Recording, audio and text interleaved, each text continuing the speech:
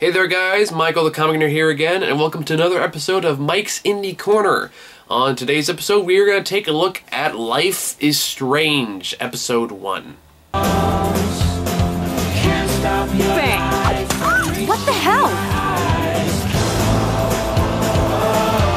Come on, Slowpoke! If I see you here again, you'll learn all about real trouble. So, what would you do now?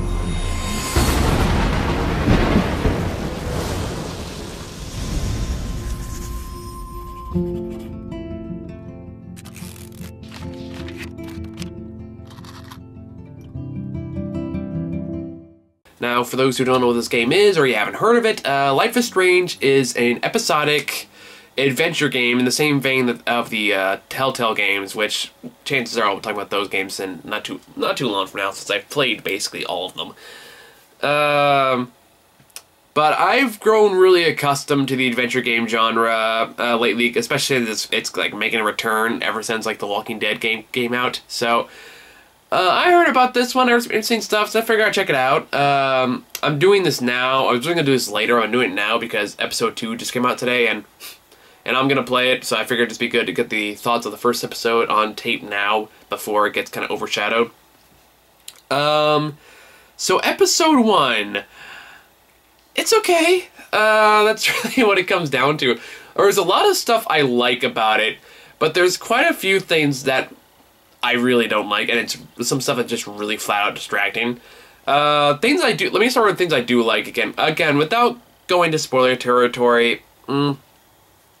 This, oddly enough, this is very reminiscent of Gone Home, but so far without as much emotional weight to it, or at least a strong performance that was given in Gone Home.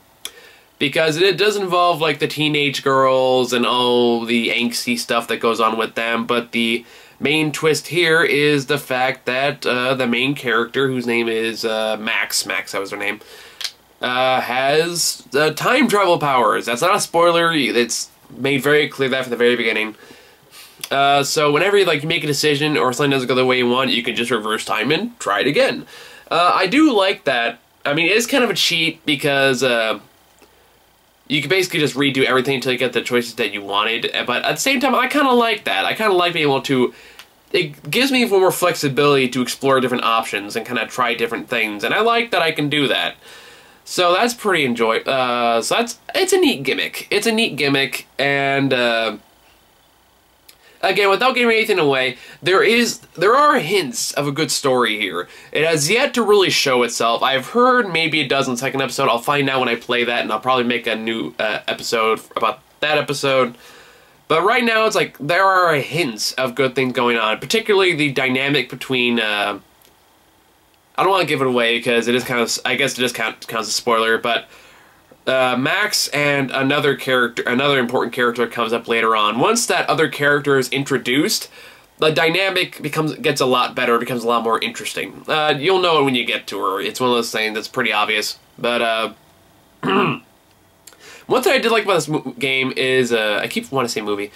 One thing I do like about this game is the fact that there is a good sense of nostalgia, not just in the time period it's in, because is this, I don't know if it's modern day or because she uses no, it's modern day. It's modern day. She just uses old school camera equipment. But anyway, I like the fact that there's one scene in particular, again, without giving anything away, where it's all she sits on a couch and she kind of reminisces about childhood memories, and it's all told through this whispered voiceover. It's like a flashback without actually seeing the flashback. You just hear it, and it's very, very effective of just giving that introspective, contemplative feel to it. And when it does stuff like that, it's really, really good, and it's really interesting. Again, a lot of it comes down to the dynamic between those two characters, and they do work well with each other, and that's where a lot of the main drama and interest comes from. Granted, both characters are kind of built on cliches. In fact, a lot of the characters in this game are built on a lot of cliches, but there's potential there. There's potential for growth, and I'm really curious to see where that's going to go. So... But things I did not like about this game. Oh, before I get to that though, I did also like the interface of the game. It doesn't rely on the stuff that the Telltale games do, where it's like a fixed camera and you have to just kind of awkwardly walk from one frame to another. This one, a lot more free range of movement, but you can still easily select everything. It's one of those things. It gets an adventure game vibe without being annoyingly inconvenient in how the camera is positioned and stuff like that.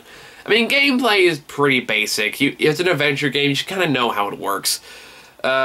Really, minus the time travel mechanism, there's not much new in terms of like gameplay mechanics here. But things that really annoyed me and really distracted me, though, is the fact that the lip syncing in this game is simply awful. It really is fucking god awful, and I wanted to get past it. I tried so hard to get past it, but it is so distracting, and it so takes you out of the moment, because they'll be talking full sentences, but their mouths make them look like Muppets, and it's really distracting, and it's just, God, it's really fucking annoying. But at this, that's like one of the main things, because it wouldn't be so bad if any of the characters had a convincing lip sync.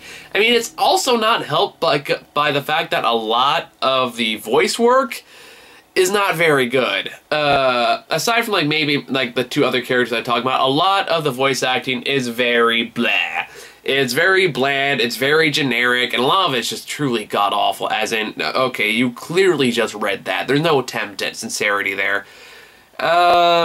Stuff like, shit like that, it's really distracting, and it gets really annoying, and unfortunately, since this is the introductory chapter, a lot of it revolves around talking to people, and a lot of side characters, so you have to deal a lot with that bad lip syncing and bad voice work a lot, and it's kind of hard to get past.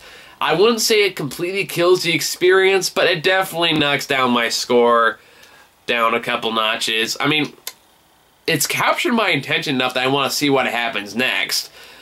But, I don't know, like, it's still struggling to kind of find its footing. It's still kind of struggling to figure out what it wants to be.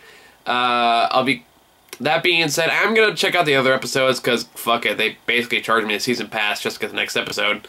So, I mean, just to buy the one episode. So, I'll check it out, I'll see where it goes, and I'll probably make more videos about it. So, giving this one a score, I'd say a 6. I don't know. It all depends on where the series goes from there. If it's worth kind of working through the annoyances and all that shit, and then yeah, we'll see. I mean, the writing is not great yet.